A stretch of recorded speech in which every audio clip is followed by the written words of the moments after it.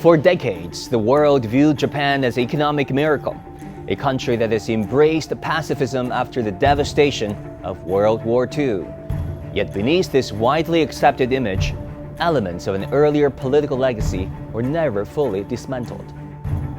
That legacy, shaped by unresolved post-war reckonings, continues to influence Japan's political discourse and strategic choices today. Takaichi's remarks to the Diet earlier this month. She said that a military emergency concerning Taiwan could be regarded as a situation that might threaten Japan's survival. 世界上只有一个中国，台湾是中国的一部分。 Prime Minister Takaichi's response has largely been self-contradictory. Takaichi should retract her erroneous remarks concerning Taiwan. 日方不能指望一边伤害感情，一边索取利益，这不是同中方打交道的正确方式。 Our nation must take the initiative in radically strengthening its defense capabilities. What we need is a decent life, not more spending on weapons. Takaichi, what do you have to say about this? How are people actually getting by these days?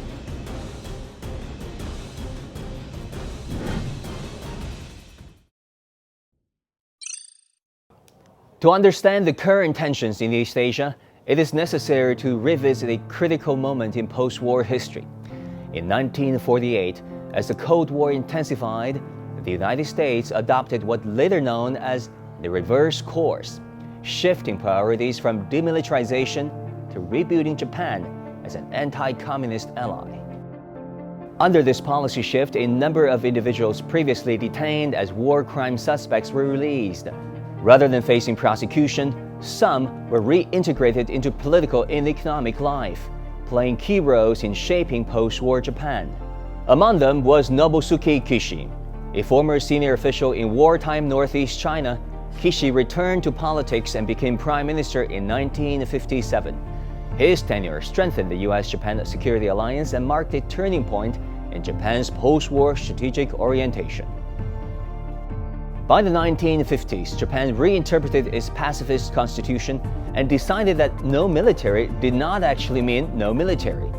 They established the self-defense force with land, sea, and air branches, a near full-scale military in everything but name. Kishi's ambition to restore Japan's military stature did not end with his own career. It was later carried forward by his grandson, Shinzo Abe, whose policies reflected a long-standing ambition to expand Japan's security role. So American pressure on Japan to redefine what had initially been the police force during the Korean War, to rename it the Self-Defense Force, set into motion a pattern of U.S. pressure on Japan to up the game of what is now a full-fledged self-defense military. Japan's leaders really wanted Japan to become a so-called normal nation, and that means having a military that can fight wars. So this is arguably the most divisive question in Japanese society. How should Japanese people define their military? Fast forward to 2015, when former Prime Minister Abe rammed through the collective self-defense legislation. This brought out the largest protests in Japanese history since the protests against America's war in Vietnam in the 1960s. And so what this indicates is this is not a given for Japan, that Japan is in fact becoming a militarist society. What it does indicate is that the Japanese leaders who are working in the structure of the US-Japan alliance are willing to take risks, political risks, to increase the stance of Japanese military. In the summer of 2015, the administration of Abe Shinzo rammed through legislation that most Japanese legal scholars, including Abe's hand-picked constitutional lawyers, agreed was illegal, unconstitutional, and it was done very much to please the American request. In 2021, Abe shattered decades of diplomatic ambiguity with a single statement. Abe was speaking virtually to a forum organized by Taiwanese think tank, where he said, and I quote, "A Taiwan emergency is a Japanese emergency and therefore an emergency for the Japan-US alliance." The remark was widely interpreted in Beijing as crossing a long-standing political red line. Japan has a legal obligation to provide logistic support to the United States. That means it has to open its bases for Americans to use, in a crisis, in the region. But the point is that Japan doesn't have to fight shoulder to shoulder with American GIs in a war. So the real, assessment, even by some famous think tanks like RAND, is that the Japanese leader will only decide at that moment whether there would be military involved or not. Even if the United States would maintain a policy of strategic ambiguity, and why would the Japanese government maintain a policy of strategic clarity?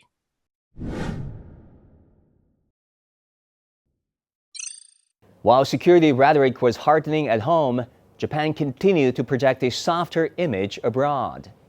Anime, video games, fashion, cuisine, and popular culture became central elements of what was branded as cool Japan. This global appeal, though driven largely by market forces, was also supported by sustained government initiatives aimed at reshaping Japan's international image. 皆さん覚えてますか？クールジャパンっていうキャンペーンを一時やって、あのために相当の予算もつけて、世界の何カ国かにそのクールジャパンセンターみたいなのを作ってるんですよ。で、日本には素晴らしいその匠の技とかあるから、それまあでも置いてるのはいいんだけど、置いてるだけなんですよね。And if the end goal of a strategic rebranding is to plant the culture in the global imagination of the 21st century as a source of creativity, wonder, and future-facing, architects shunned away from its own history of wars.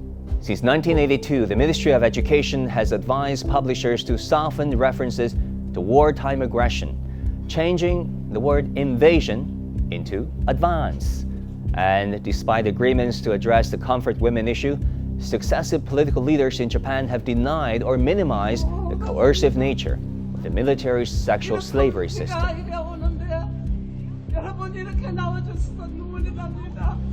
The most frustrating part of being a historian working in Japan and between countries in the East Asian neighborhood is when the Japanese government does something positive, such as the 1993 Kono Statement, which accepted Japanese government responsibility for the system of militarized sexual slavery, then subsequent governments pull the rug out and say, well, no, that's not actually what happened. And so progress is made. For example, textbooks actually became much, much better by the early 2000s. And then fast forward to today, when no mention is made not only of the comfort women, Unit 731, Nanjing Massacre, all of these known, well-documented historical atrocities that Japanese school children never learn about. And it's to the real detriment of Japanese society because the knowledge is there. And it's simply a political game that some leaders use to shore up their own support. This rebranding extends beyond historical memory. Japan's recent defense white papers describe a deteriorating security environment, framing neighboring countries as increasingly serious challenges to national security. I know Japan will increase its defense budget to 2%, but that means, okay, they believe the situation is becoming more dangerous. But what really are becoming dangerous? Yeah, China actually in the last 4 decades have gone through, trial and tribulations of different sorts, but China still maintain a defense budget, which is in most cases is lower than 1.5%. That tells a lot about China. In late 2025, leadership passed to Prime Minister Sanae Takaichi, who has openly identified herself as a political successor to Shinzo Abe. Her policy agenda reflects a continuation and, in some areas, an acceleration of Japan's right-wing turn. She has announced plans to hit the 2% GDP defense spending target 2 years ahead of schedule. Meanwhile, Secretary of Defense Pete Hegseth comes to Japan and asks for 3.5%.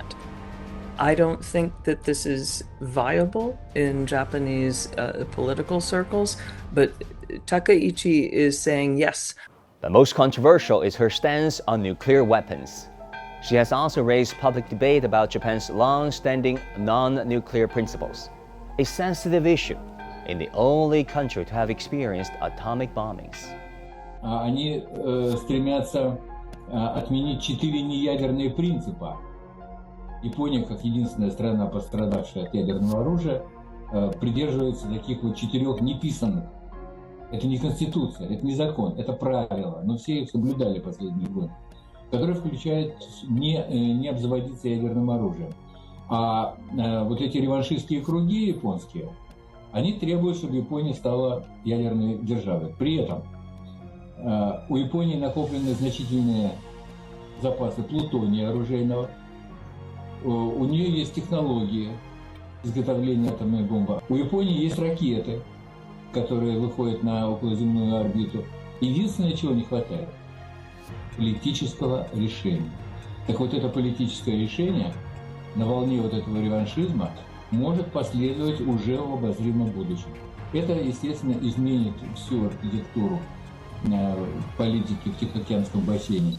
From the reverse course of 1948 to the Taiwan emergency doctrine of 2025, Japan's post-war settlement left critical historical questions unresolved, questions that continue to resurface during moments of geopolitical stress. Under Prime Minister Takaichi, Japan has moved forward toward defining its security policy through alliance politics, to place confrontation ahead of regional cooperation, to prioritize containing China using Taiwan as a pawn rather than developing a constructive China-Japan relations.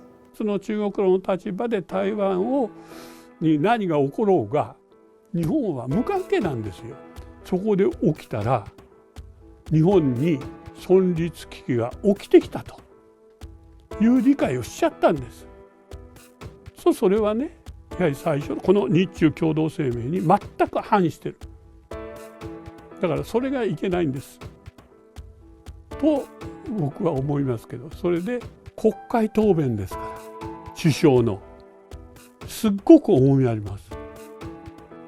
つまりそれは言葉として生きてますから、それをそうじゃありませんと言ったってそれは詭弁になっちゃうでしょ。Some historians warn that if history is any guide, this approach is unlikely to strengthen autonomy.